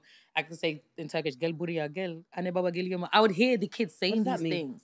Like, Anne Baba Gelium, like, mom and dad is coming. Oh. That's what they were saying, and they would run off. The way, it just like, that's because you can speak in that. It's because I grew up hearing it all the time. So me, like, plus I love Black history. That's what a lot of people don't know. But me growing up in all these cultures, it's always been a part of me. You only just saw it now and because I was with this guy, and now it's like, of course, he's contributed to me knowing more about Nigeria and stuff, but I met him in Africa, guys. I went there myself. Wow. You know what I mean? I was already there.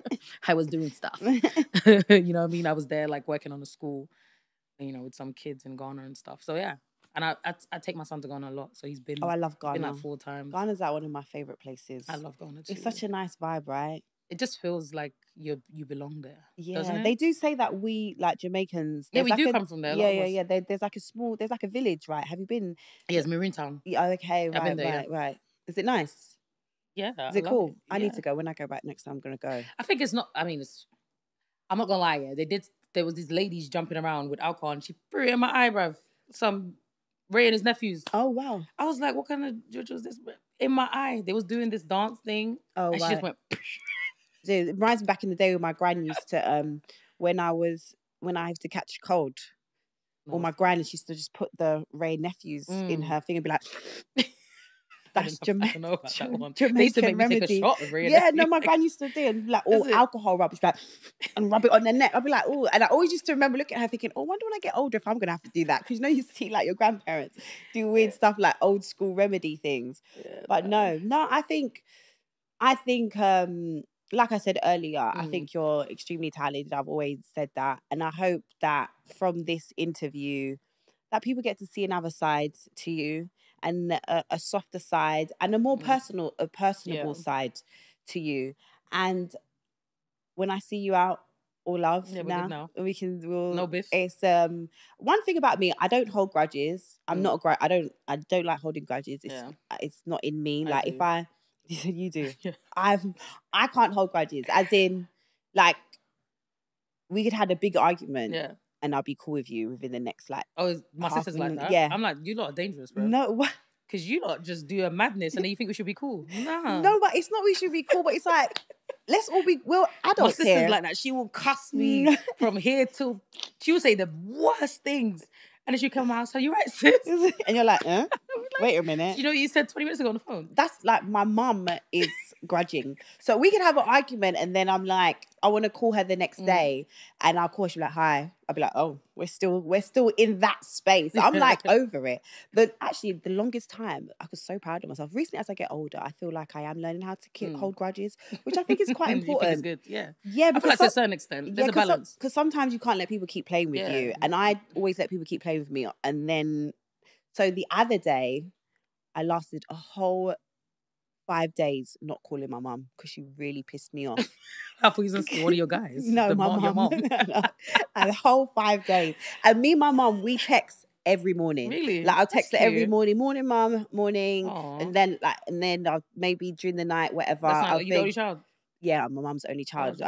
But my dad's got I've got 2 older brothers. I've got one older brother, one younger brother from my dad's side. Yeah, yeah. One from your mum, so you guys are super close. Yeah. My mum, very close to her. Very she's very like mummy coddling growing up, and yeah, that's cute. Yeah, so we got, and now it's interesting. I live but on my own. So what type of advice does she give you about men? She's like, very loyal, my mum. So even like I'm talking to a guy and then maybe she'll hear me say something, I'll be like, oh, I'm going to this place. She'll be like, oh, the other day I put a video up. So the other day I was like, oh, because you know, sometimes I like to, you know, lick a clit or two. So I knew it, you know. I knew it. This is what she's talking about. Won't be my love. So your mum knows that. Yeah. So I was like, oh, I was on the train the other day and this guy was like to me, oh, are you into girls? And I was like, oh, so I did this video. I was like, oh, finally, maybe my bi vibe is coming through because no one ever really, I have to say it. And then people are like, oh, I didn't know this. I didn't know. So I was like, oh, maybe my bi vibes are coming through. Da, da, da, da. I was talking to a guy at the time. She knew it. Please believe she sent me a text message. Do you think that video was right to put out when you know you're seeing someone? How does he feel about you liking women? I'm sure you How wouldn't does mind. he feel? That's what I said. I literally texted her back and said, trust me, mum, he's not complaining. Just stay off the Instagram, please, because it's too much. That's not very... Why would you say that, Zalika? That's my name. She's like, why would you say that? How does he feel about you talking to other girls? And I'm just like, mum... This motherfucker's probably taking girls out all the time. Like, you don't even know what's going on. See, the men need mums like that. I know. That's what I'm saying. Instead of the ones that let them bring Caroline exactly. and Jessica like yours. Right, all through the door. That's cute of your mum, though. She's very... My mum's so a law-abiding citizen. Like, if I drop litter on the floor, mum's like, pick it up now. That's my mum. Like, literally my mum. But, so cute. Steff, it's actually been a really nice conversation. I always knew it was going to be nice once we ironed over the things at the beginning. I've had a really nice conversation and honestly do wish you all the best. Thank you. And I feel like you should maybe go just to talk to somebody. Go to counseling. Yeah. That's so weird. I feel like I'm just gonna cry. Yeah, but that's good. I don't want When was the last time you cried? This morning. Oh, you're a crier. No, I've become one now. Oh, I never used to be. That's why I'm probably softer now. Yeah, that's what I get. What did you cry over this morning? It was, you know, when I spoke about my management, he's still not really good. So, okay. Yeah, I had a little cry about him. I hear that. I cry all the time. Is it? I'm a crier. You like crying? Oh my God, I'll just cry for fun sometimes. You like schedule the cry? Like literally. Like 5 p.m. No, seriously. I used to schedule my cries. I'll just be like, today I need to cry. Or if something goes wrong, like the other day something went wrong, like this guy, I was talking to this guy and he randomly just said, I don't talk to you anymore. Like, no, seriously. You should have done, put laughing faces. Babe, I know how to play them, you know. No, babe, but I'm not that person. Babe, I'm the laughing faces. No, you should have sent a voice note. Me, you don't want to see me. I didn't even want to see you. What you like, you got to spin it and then cry after, bro. But just let him go and tell that to his friends. Like, bro, she was laughing. No, he was like, I don't want to talk to you. He's like, I just don't want to talk. That's what he said. Normally, I would have cried. What did you say to him, please? I didn't say anything. It literally came from the blue. And you just left it like that? I was so proud of myself. I was just like, well, if that's what you want to do, fine. Oh my God. Blah. No, you can't say that. I said, I'm not begging you. I'm not begging faces, babe. Yeah, but they can see through that. They don't. 100%. They're not that smart. Babe, I was on the phone to him the night before, being like, I can't wait to see you. He knows I'm sad. And then you say, yeah, I was playing you, bro. I didn't even care to see you. See, okay, I should take advice from Steff because this is why she's driving around in a nice car. Exactly. And I'm still waiting. Trust me, if you put laughing face, you know what he would have done? He would have been so taken back, and you'd be like, is this girl dumb? I just said I don't want to see her. And then... So your response is what most girls do. Like, either they're writing an essay or they're like, oh, no. You throw it back in his face. You laugh. You even send a voice note. Send a Rema song. Be like, I didn't even want to see you. I was just playing you too. Like, where you from? I got other guys on my line. I didn't. Yeah, I should have been like, thank God I was trying to find a way to get rid of you. Yes. Oh, this is what I'm going to do next time. That's what you do. You never be the victim. You never be the victim. I know, but sometimes I feel like it's just good to show your vulnerable side. Do you think they care? Do you know how many girls are on his line showing their vulnerable side? You need to stand out like a sore thumb. You be mean sometimes. Like, even sometimes with my man. Like, I was calling him yesterday. He didn't answer. I said, do you not see me calling you? You think I'm going to be like, bye?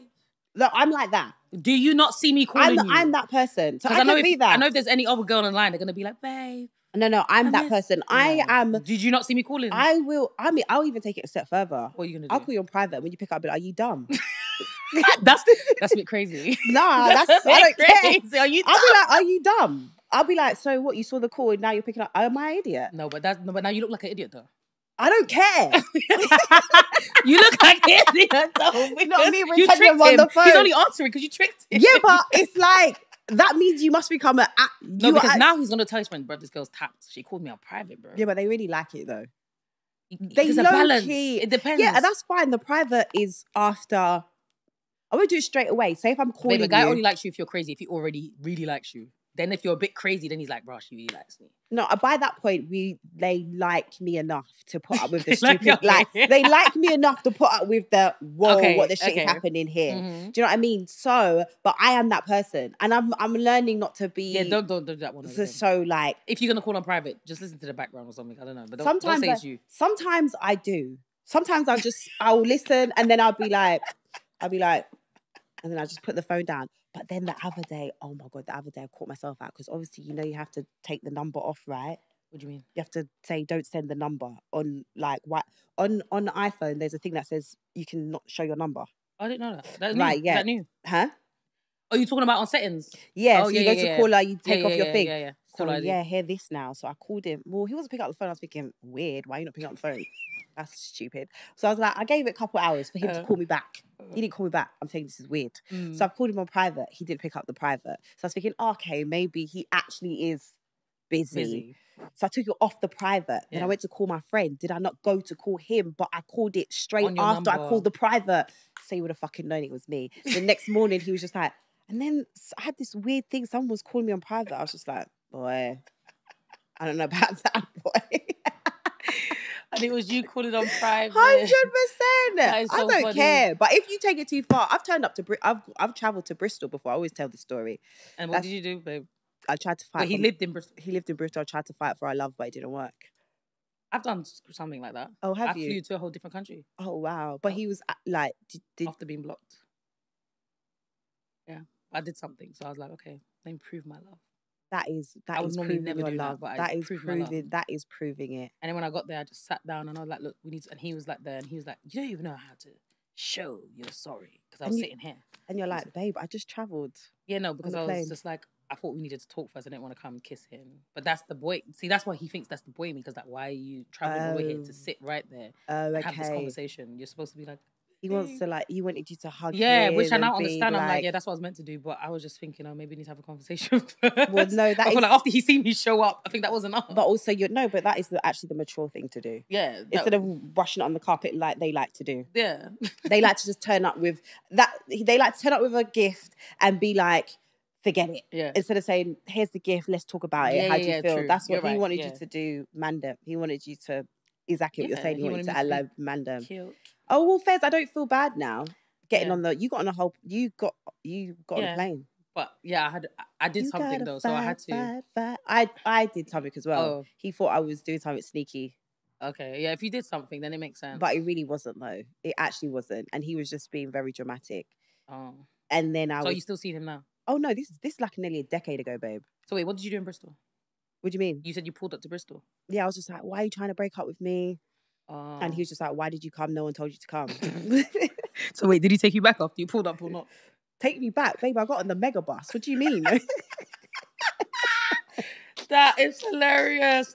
How would I feel if I pulled up and man still said no, you know? That would be we stayed together for some time after, but his thing was, which maybe you might relate because you're the mandem in you. He was like, I can't allow you to think that this is okay to be pulling up at my yard unannounced. Is he dumb? So then he was like, we can have the conversation, but you can't stay. Yeah, so I had to come all the way back down to London. You're lying. Yeah, babe. And you saw him after that? I don't think I would have saw him. No, I was down bad. Yeah. I was weak. And that's the thing. I feel like when we're like really weak, I feel like I've gotten weak along the time because there's a lot of things I didn't tolerate. Then as I'm getting weak, I'm like, oh, this is what women do. Yeah. Again, the boy in me not understanding a woman. Yeah. Because I'm like, oh, this is how they tolerate it because you feel low about yourself. You like that's the truth. Yeah, you do. tolerate so much bullshit because you feel shit about yourself. 100%. The better you feel about yourself is the less bullshit you're gonna take because you're gonna be like, bro, are you mad? 100. When I was working like my normal when I was working in a job that I didn't like. And I was working in retail and I was so sad. Not because I was working in retail, but it was nothing I wanted to do. I wanted to be in what I do now in the entertainment. I've always done acting from young or whatever, went to theatre school. That. Yeah, so like you went Sylvia Young. Right? Yeah. I just felt sad, and I remember the guy that I was talking to at the time, the way he would just treat me, and like, and he would play on the fact that he knew I was sad. Yeah, he'd be like, "Well, look, you haven't even got a proper job. Like, what you do with yourself?" These times he was a fraudster, you know, and I can't taking people's money. I can't believe that when I look back, I think I can't believe I let this 419er. Literally, he'd be like, make you feel me feel bad about having a good, like a legit job. Yeah. And you're teething people that work literally. And you need people like us.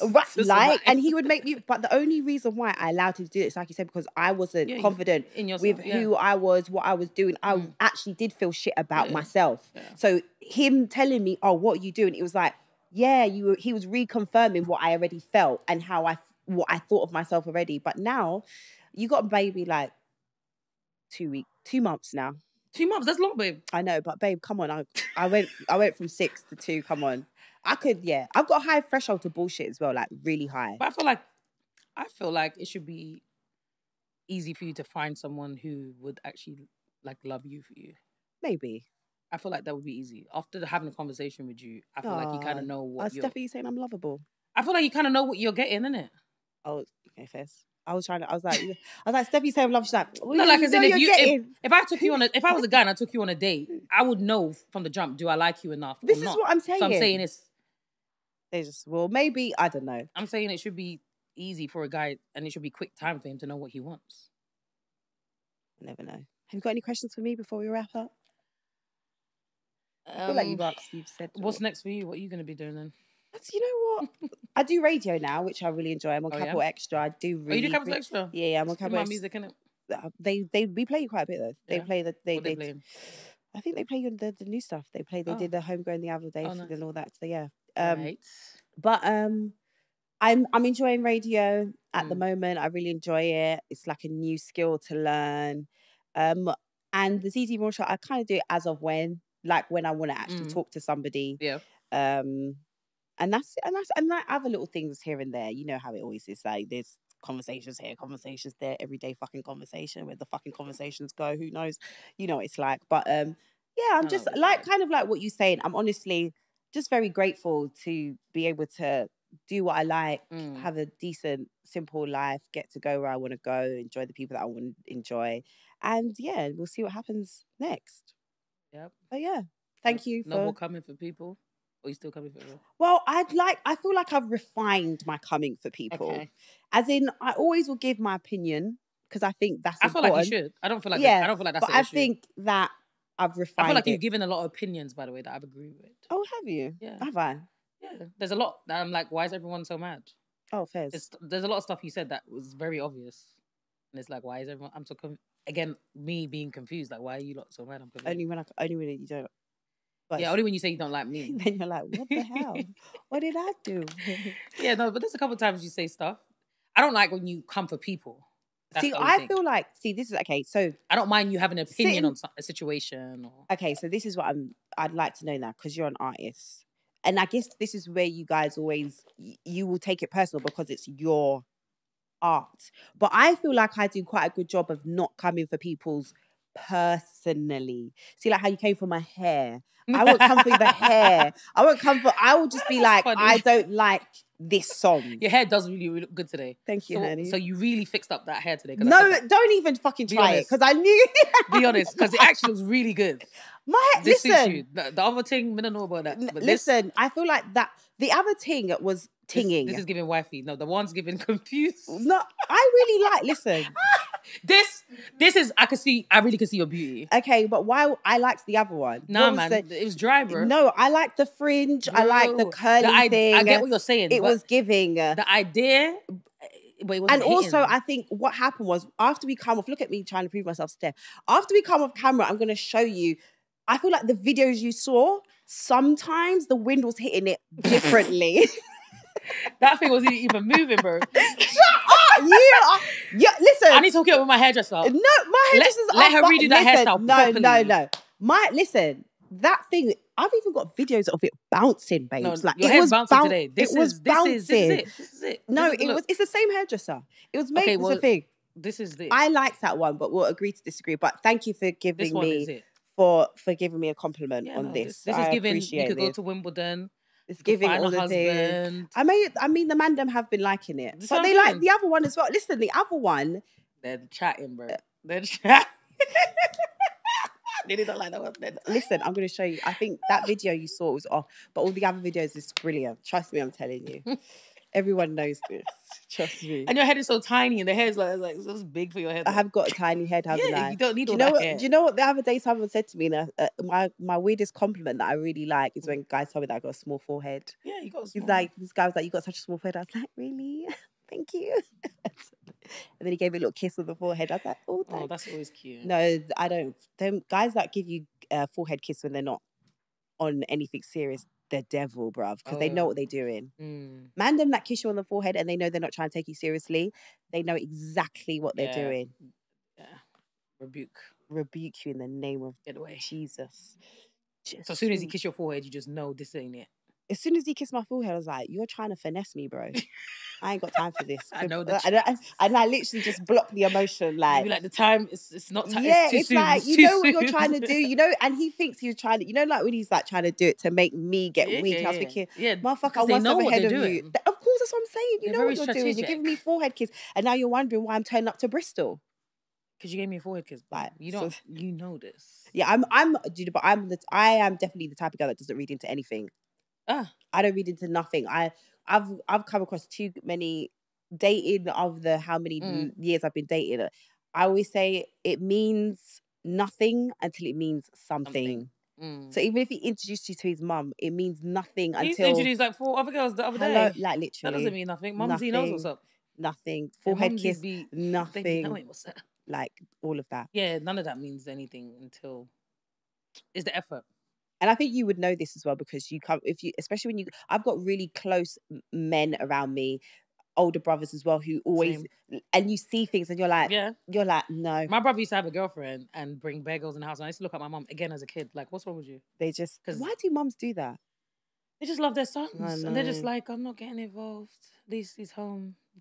I'm going to, if I have a son, I'm going to be like, Darius. You're going to be snitching. Yeah, I could be like, Darius, wasn't Julie here last night? Sorry, babe. No, I'm that type of mom. Yeah, I'm going to be 100%. Because I even instill in my son even right now. Like, I instill in him, be honest with your woman. It's, look after your woman. Be with one woman. Yeah, I feel like that. And he talks about those same principles till today. Because it's so interesting that you say, because I think even young boys, like you're saying, from young, people will say to them, how many girlfriends you got? I hate that. And I used to always, my son's dad, he did that one time. I said, do not ever come to my son and ask him how many girlfriends he got. Because would you ask your daughter how many boyfriends she got? 100%. So why would you do it to your son? Exactly. And I feel like it's the way the sons are getting brought up, why they're the way they are today. You know what I mean? Where people just make it seem like it's okay to have multiple women. And I feel like it's all right if that's your lot's decision. If the lady you're with is fine with it, then that's fine. But majority of the time, we're not. So be honest. And oh my gosh, we're just girls. Like, why do we have to be on a battlefield? Every fucking day. Soldiers. I know. It's a hard enough. Like, it's so hard. Like, I mean, I'm a girl. I'm just a girl. Just be nice. That's all we want. Like, why are you not so mean? But thank you so much for coming. And probably, I was saying earlier that I don't hold grudges. Yeah. That's probably why we're here.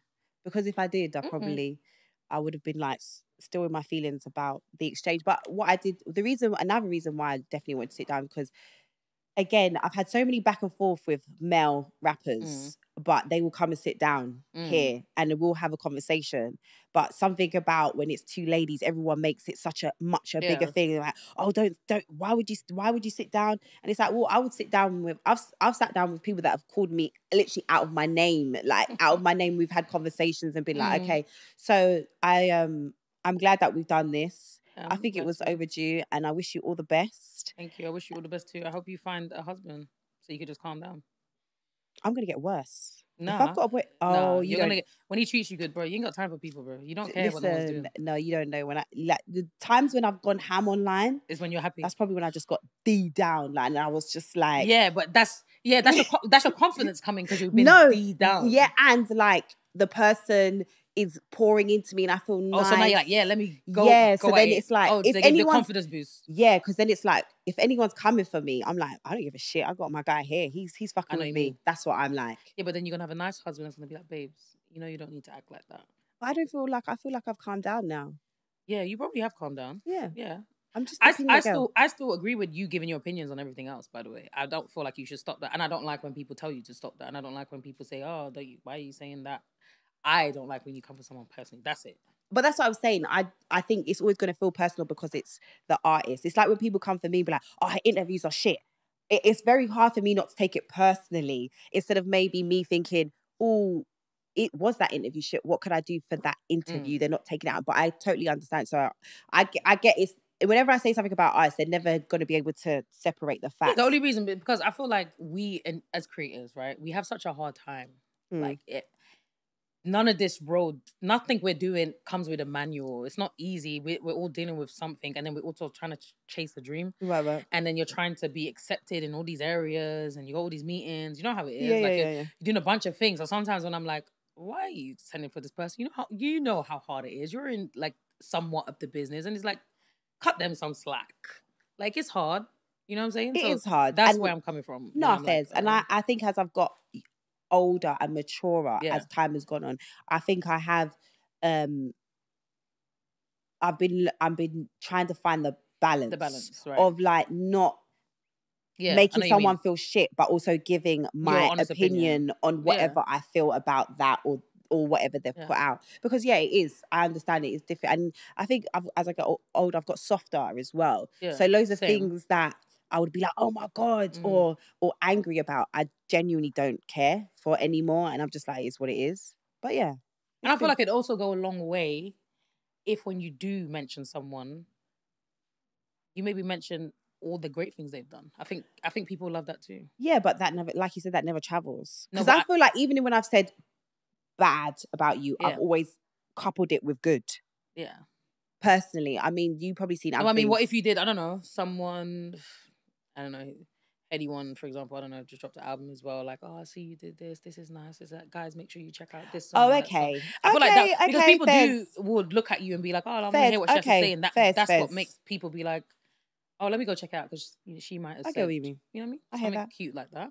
Cool. That's how we could get the balance. Okay, well, I'll take the advice on. Yeah. That's what life's about. And your advice for me? I feel like you should just show this side of you more. Show myself. Yeah, I think I'm ready now. Because you come across nice. Like you're definitely spicy for sure. Yeah, like 100%. You're definitely you're spicy, like definitely. And you tell somebody about themselves. Yeah. But also, it's like when people get to spend time around me, they're like, oh my God, actually, you're so cozy. And I'm like, yeah, what do you think I was walking around going all the time? Because that's what they think all the time. And I think maybe that's what people might think that you might be. Probably. I get that. If they think that about you because of that, I could see that, yeah. Yeah, so that's it. But thank you. Appreciate you. You know what to do, guys. Like, subscribe, comment. It's my babes calling. Tell again. She's got to answer the babes. Is my babes calling? No, absolutely not.